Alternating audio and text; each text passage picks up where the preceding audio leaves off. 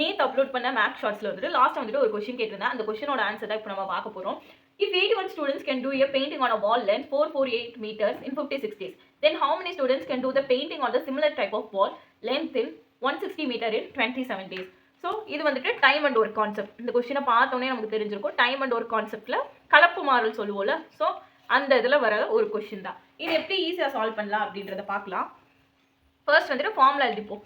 M1 D1 H1 divided by W1 equal to M2 D2 H2 divided by W2. So இதில் அப்படியே நமக்கு substitute பண்ணால் போதும், நமக்கான ஆன்சர் வந்துட்டு கிடைச்சிரும். ஃபர்ஸ்ட் என்ன கொடுத்துருக்காங்க, M1 மெம்பர்ஸ். ஸோ 81 மெம்பர்ஸ் வந்துட்டு 56 டேஸில் வந்துட்டு ஹார்ட்ஸ் நம்ம கொடுக்கல, தேவையில்லை. எவ்வளோ ஒர்க்கு முடிக்கிறாங்களா, 448 ஒர்க்கை வந்துட்டு முடிக்கிறாங்களா, மீட்டர் இருக்கிற வாழை வந்துட்டு பெயிண்ட் பண்ணி முடிக்கிறாங்க. அப்போ எத்தனை மெம்பர்ஸ் 27 டேஸில் மீட்டர் இருக்கிறதா முடிப்பாங்க, இதுதான் வந்துட்டு கொஸ்டின். இதில் M2 தான் எத்தனை மெம்பர்ஸ் அப்படின்றத கொஸ்டினில் கேட்குறாங்க. இதை நம்ம எப்படி சால்வ் பண்ணலான்னு பார்க்கலாம். இதை கிராஸ் மல்டிபிள் பண்ணாலே நமக்கு போதும். So M2 equal to cross multiple பண்ணுறோமா, 81 into 56 into 160 divided by கீழே 27 into 448.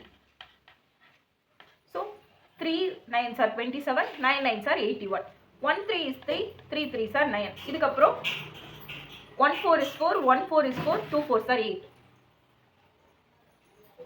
4 4s are 16, இது 0 அப்படியே வரும். அதுக்கப்புறம் 10 4s are 40, 2 4s are 8, balance 3, 8 4s are 32.